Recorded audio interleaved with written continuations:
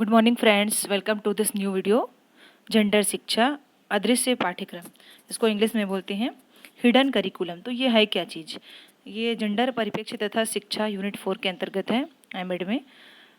देखते हैं कि है क्या ये छुपा हुआ पाठ्यक्रम।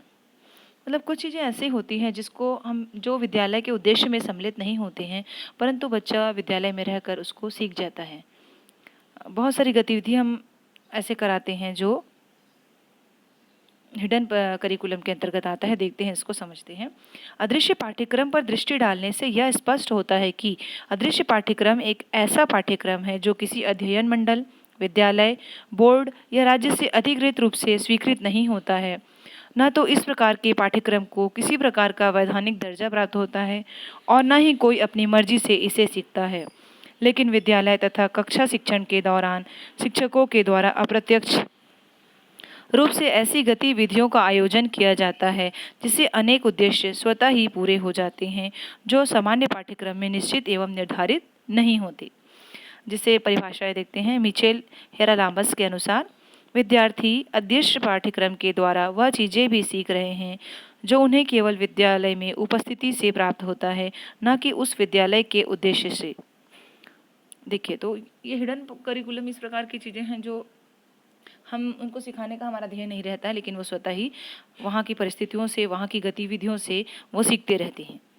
रोलेड मेघन के अनुसार इस प्रकार का अदृश्य पाठ्यक्रम विद्यालयों में पढ़ाया जाता है जो विद्यार्थियों को न तो किसी अंग्रेजी के पाठ में और न ही प्रार्थना सभा में पढ़ाया जाता है।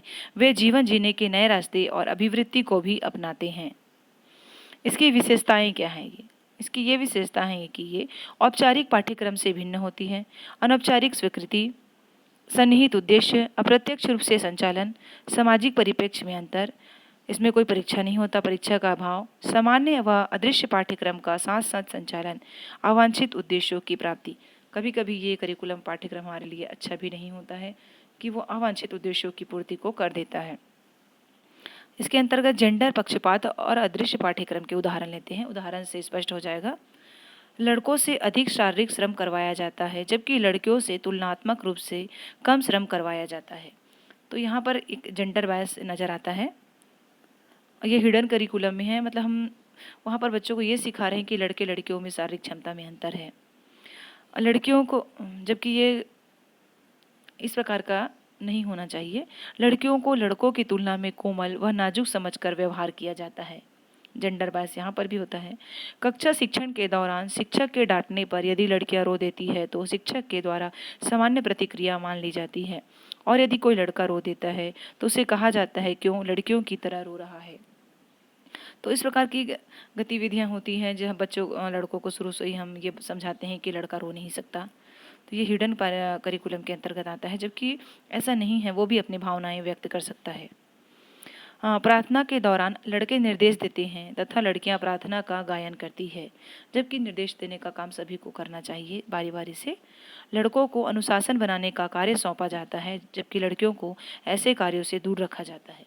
लड़कों को मजबूत समझ के उन्हें हर बड़े काम के लिए आगे लाया जाता है कि अनुशासन करने का जिम्मेदारी, अगर कोई कार्यक्रम हो रहा है तो अनुशासन की जिम्मेदारी लड़कों की है, और लड़कियों को स्वागत करना है, रंगोली तैयार करना है।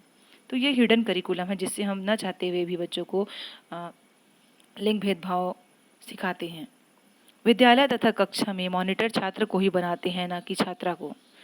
ये देखा गया है कि बहुत ज़्यादातर, लेकिन अब थोड़ा परिस्थितियाँ चेंज हो रही है।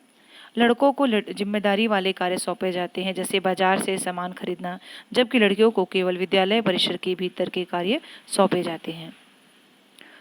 8वां है, व्यायाम करते समय भी लड़कियों के लिए अलग और लड़कों के लिए अलग व्यायाम कराए जाते हैं। जैसे लड़कों के लिए भाला फेंक तथा तवा फेंक, गोला फेंक व वजन में भी भारी होते हैं, जबकि लड़कियों के लिए वजन में या नहीं सभी हल्के रखे जाते हैं। कक्षा के भीतर बैठक व्यवस्था जेंडर भेद दर्शाने वाली होती है। महिलाएं एक तरफ बैठती है और पुरुष दूसरी तरफ। दोनों की पंक्तियों में एक विभाजन रेखा होती है जिससे स्वतः ही जेंडर भेद की समस्या उत्पन्न हो जाती है। थैंक्स।